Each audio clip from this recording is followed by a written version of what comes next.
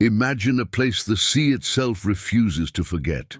A stretch of forgotten coast, a harbour whispered about in taverns and warned against on every map worth keeping. Windfall, a name that once meant salvation, now only spoken with caution.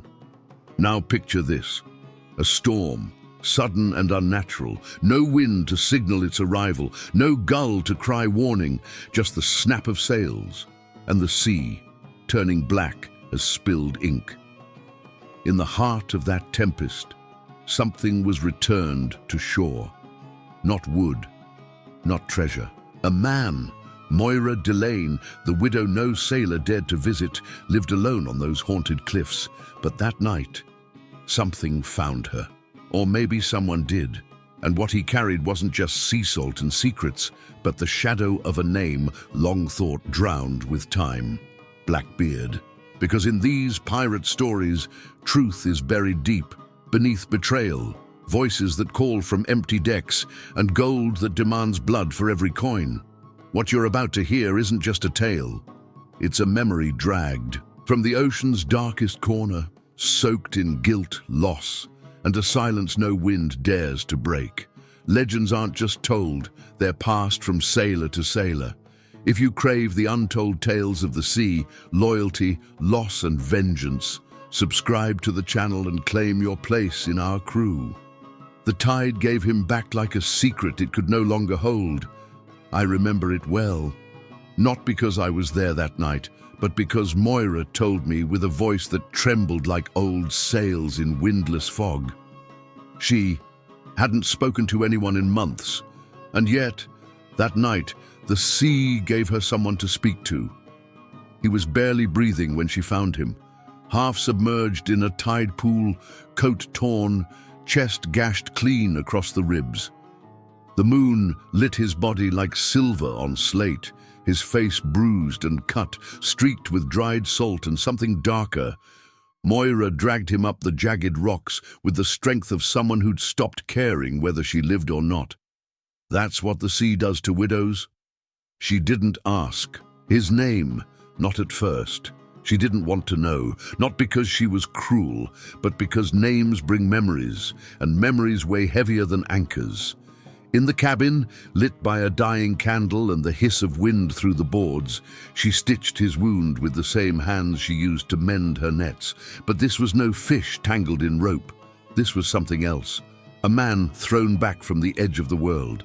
His coat, soaked and frayed, bore a patch she didn't recognize. Black thread shaped like a bird, wings torn. Around his neck a talisman of carved bone, cold to the touch and shaped like an eye, not human, not beast.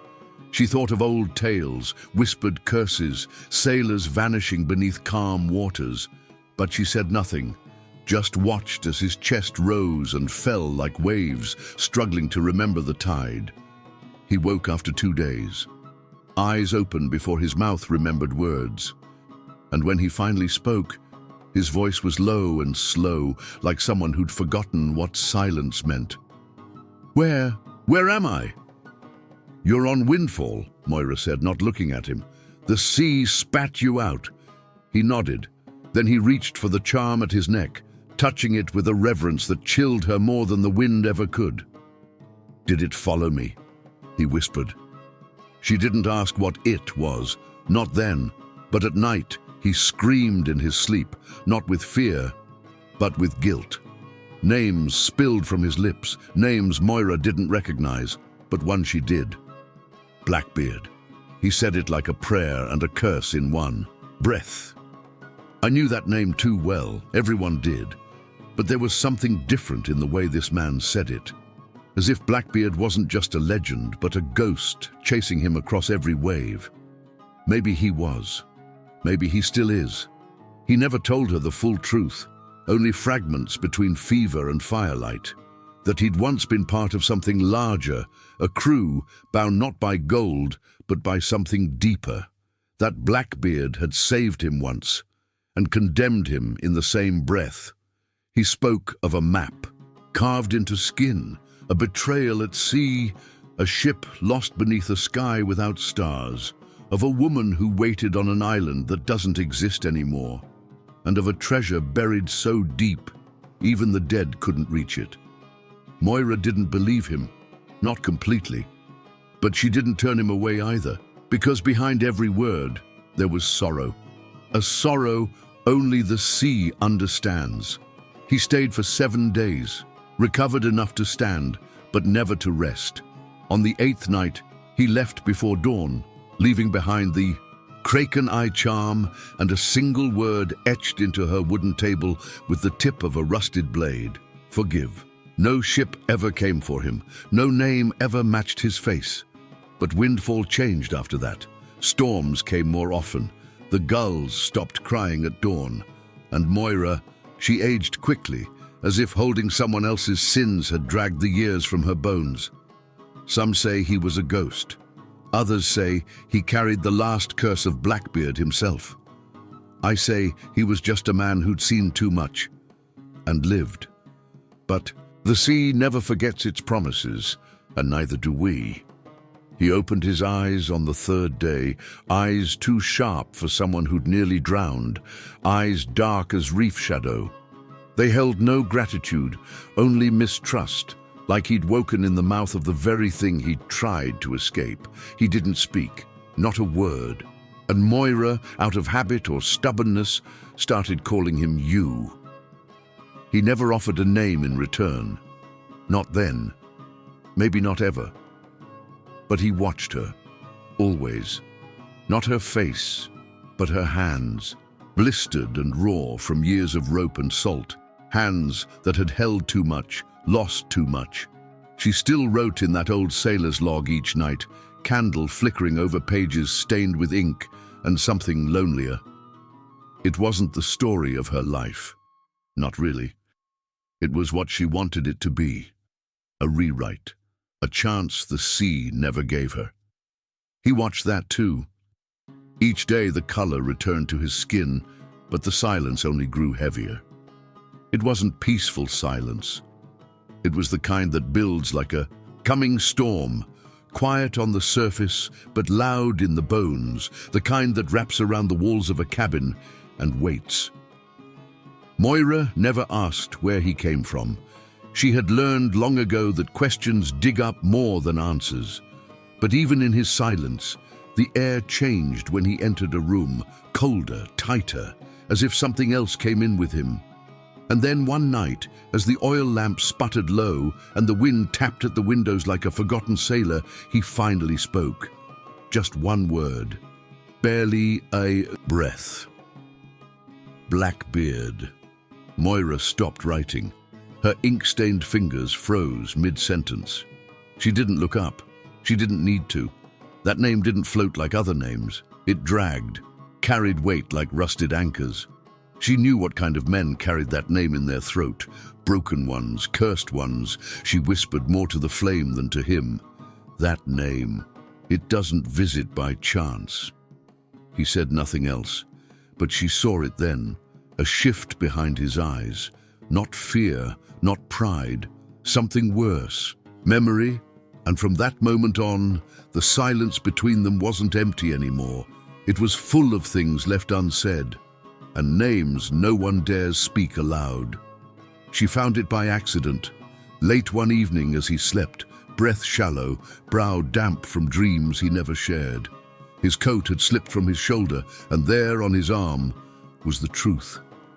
Ink dark as shipwreck rot, etched into skin like a wound that never healed. A skull with hollow eyes, and ravens for pupils. Moira's breath caught. She had seen that mark once before, years ago on the body of a man hauled from the reef, throat cut clean, lips sealed with tar. It wasn't a sailor's tattoo. It was something older, a vow, Blackbeard's seal. Only a few bore it.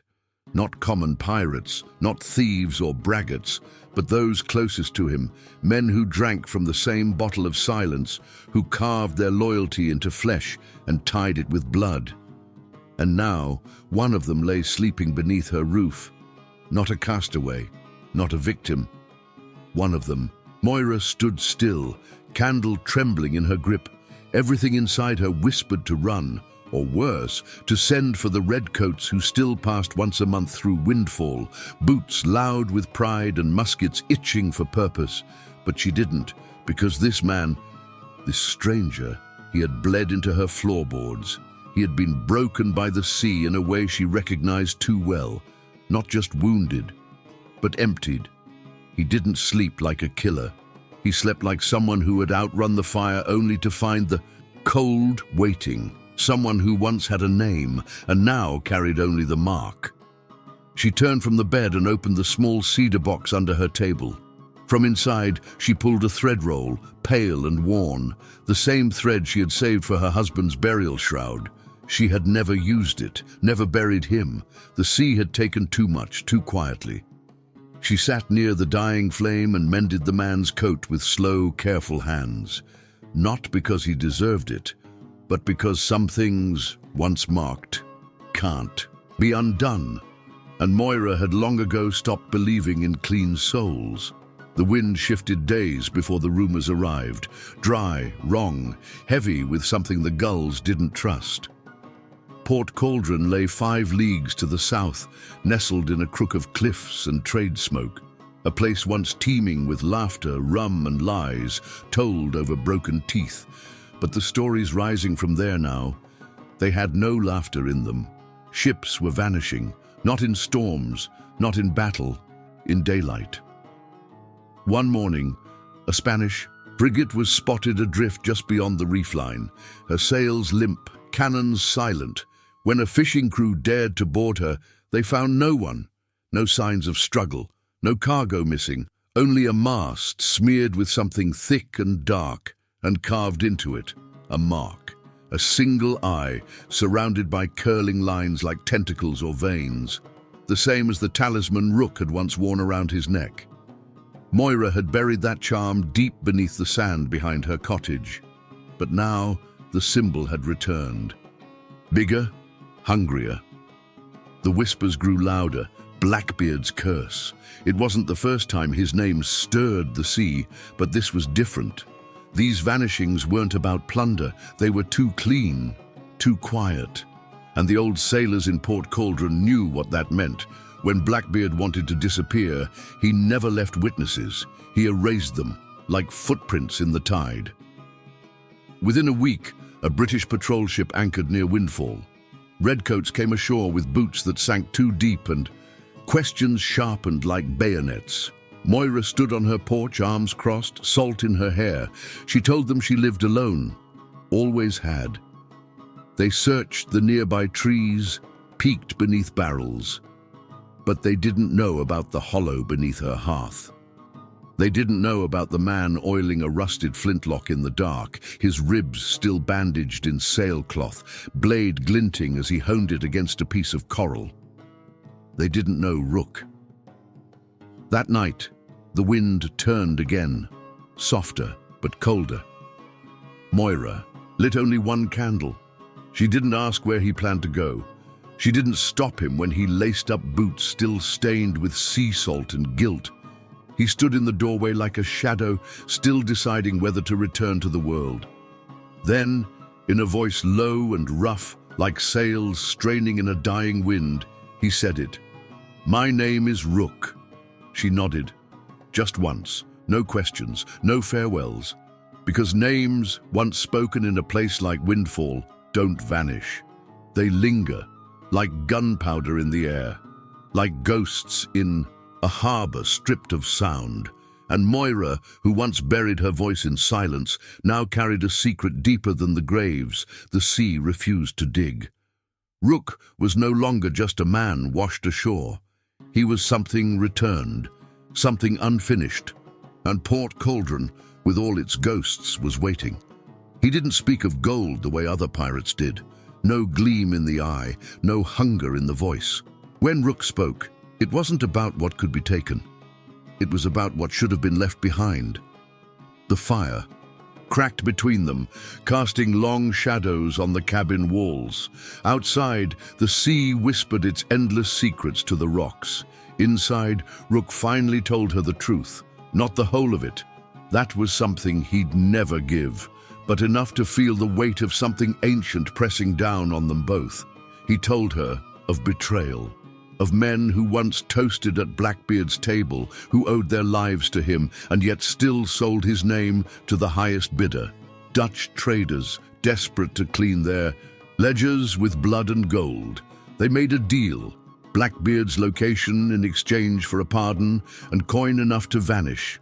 The ambush came in the hour before dawn. 6 ships, dozens of guns. But Teach was always one breath ahead of the wind. He escaped, barely.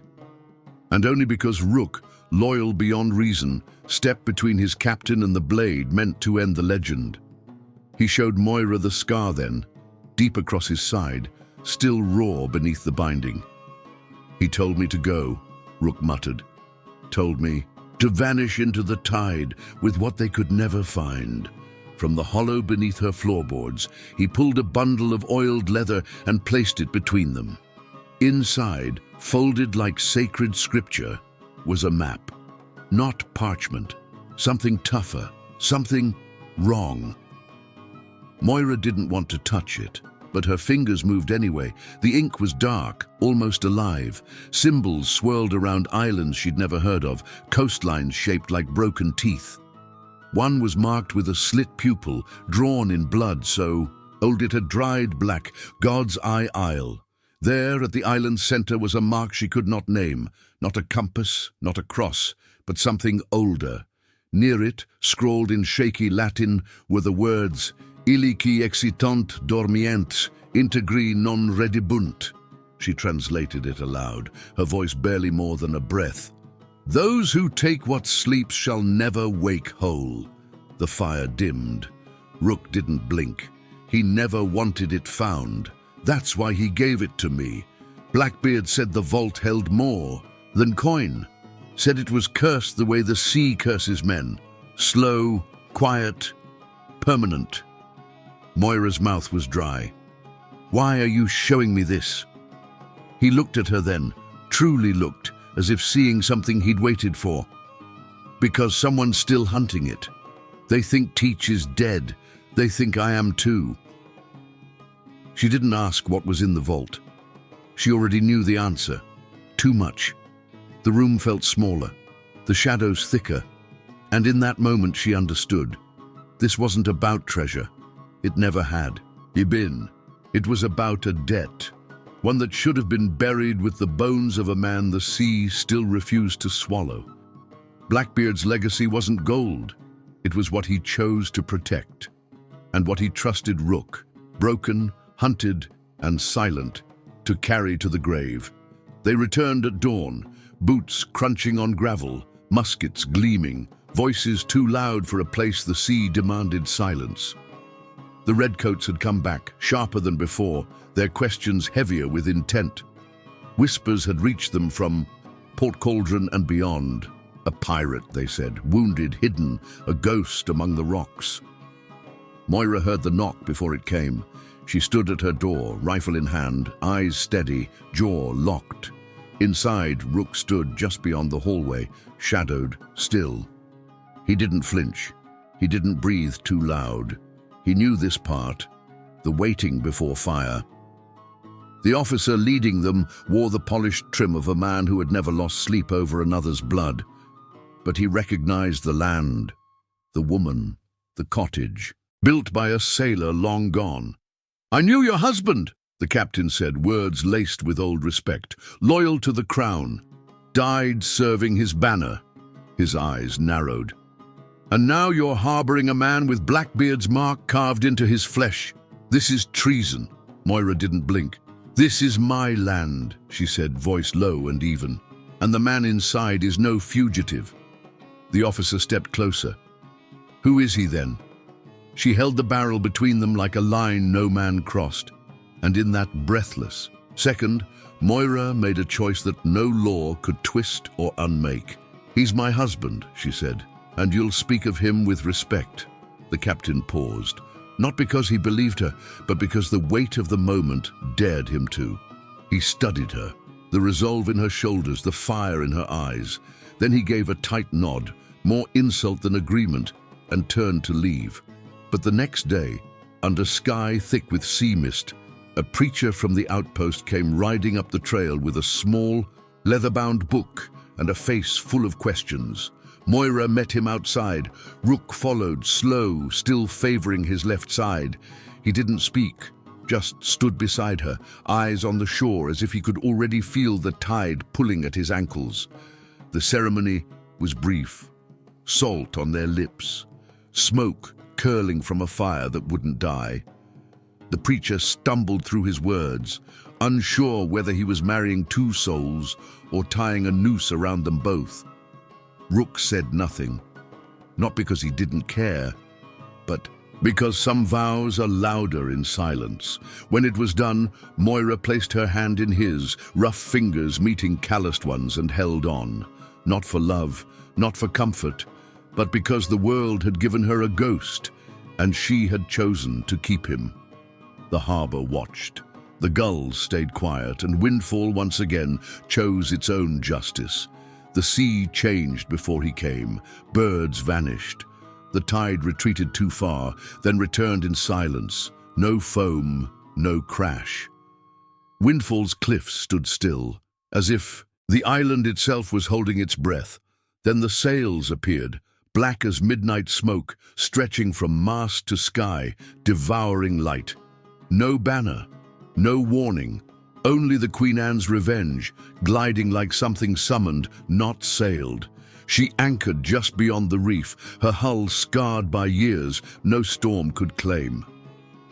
Moira stood on the cliff, rifle in hand, though she didn't lift it. Some figures, no matter how monstrous, are beyond steel and powder.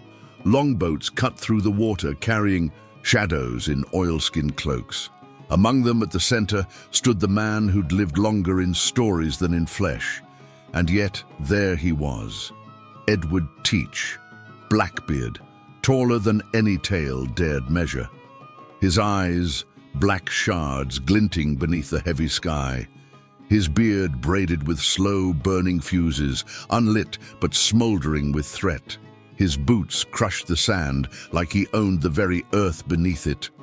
The men parted around him like waves meeting a reef. Rook stepped forward alone, coat billowing, pistol at his side, the old wound beneath his ribs pulling tight with every breath. He didn't look afraid. He looked ready. From his coat, he pulled the map, now creased, weathered, and stained with smoke and time. He held it out, arm steady. "I kept it," Rook said, "but I broke the code." Blackbeard didn't reach for it at first. He studied Rook like a craftsman inspecting a blade long buried in rust. Then slowly, his gaze drifted past him, to the woman standing at the edge of the bluff, wind, tugging her hair, jaw firm as stone. "She paid something," Blackbeard said, voice low and heavy. "What price did she pay for your loyalty?" Rook didn't answer. The sea, the sky, the silence, they all waited with her.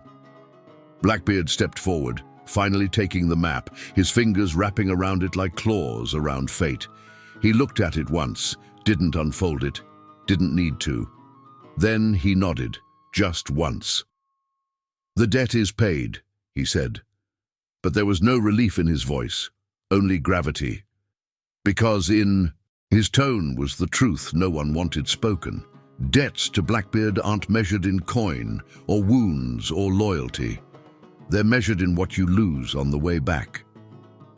He turned and walked toward the boats, the map tucked into his coat. His men followed, wordless as ghosts. As the Queen Anne's Revenge pulled away, her black sails swallowing the horizon, the sea shivered. Not from wind, but from memory. And Moira, still barefoot on the edge of the cliff, knew something deeper than fear. Blackbeard had come not to collect but to warn. Whatever slept beneath that island was stirring. They didn't go. Not with the ship, not with Blackbeard, not with the tide that begged them to vanish with it. The Queen Anne's Revenge slipped into the horizon like a wound closing slowly, and when it was gone, Moira and Rook remained, not out of defiance, but out of something quieter. A kind of stubborn hope, or maybe just weariness. Some souls are too worn to chase storms anymore. So they stayed. Windfall, scarred and wind-beaten, began to breathe again, slowly. Moira cleared the stones behind the cottage. She dug into soil that hadn't been touched in years, not since her husband had vanished beneath a sky too calm to be trusted. She planted seeds she barely remembered saving, wild herbs, crooked beans, bitter greens that clung to life in salt-heavy earth. Rook helped. Not with words, but with hands that knew how to carry weight without complaint. He built her a small fence from driftwood, tied, with old rigging. Then, without asking, he carved her a bird, wings folded, head tilted to the wind, from a scrap of sea-worn timber. She placed it by the hearth, beneath the musket she never unloaded. Some days were soft. The sun filtered through broken clouds. The gulls returned. The garden grew. But the quiet was never complete, because the sea never lets go, not fully. Its ghosts stayed close, not loud but present, like the smell of rain in dry air, or the way silence hums when something's watching. At night, they sat by the fire. Some evenings they spoke, of what could have been, of places they might have gone had the world been different. Other nights, no words came, just the fire, the creak of wood, and the long breath of waves against the rocks. And when Moira slept, Rook would remain awake. The glow from the embers cast shadows across his face, shadows that never seemed to move the same way twice. He would reach for the table, fingers tracing lines in the dust. Not random, not idle. Always the same pattern, the map. Even though it was gone, folded inside Blackbeard's coat, Rook traced it from memory. Each line, each symbol, each warning, as if afraid it would vanish from his mind like everything else. As if some part of him knew the peace they'd planted wasn't real, it was only a garden, and the storm had not yet come. It happened in the quiet before the gulls began to cry, when dawn was more shadow than light, and the air still tasted of salt and smoke. A thin line of black rose from the western ridge, slow and deliberate. Not wildfire, not accident, a signal, one meant to be seen. Rook was on his feet before the sky could burn, blade in hand, breath steady. He didn't speak, didn't need to. Moira was already moving, packing the saddlebags with what little mattered, dried herbs, a flask, the bird he had carved. But they didn't run. Instead, they returned to the garden. There, beneath the crooked stone that watched the waves without. Blinking, they buried the last piece of it. The map, the secret, the weight of all they had carried. No name marked the grave. Only the shape of a bird, carved deep into the rock, wings tucked in as if hiding from the wind. The cabin stood still that morning. Windfall didn't breathe. When the strangers came, they found only silence. No pirate, no fugitive, only a woman with sea-worn hands resting on a pistol. Behind her, the cabin had already burned to ash and memory. Rook was gone. Again. But this time, something in the wind said he wasn't fleeing. He was following something, or someone. Years passed. The stories came after. Sailors from Martinique to Tortuga whispered of a lone vessel. No flag, no crew, no name carved into her hull.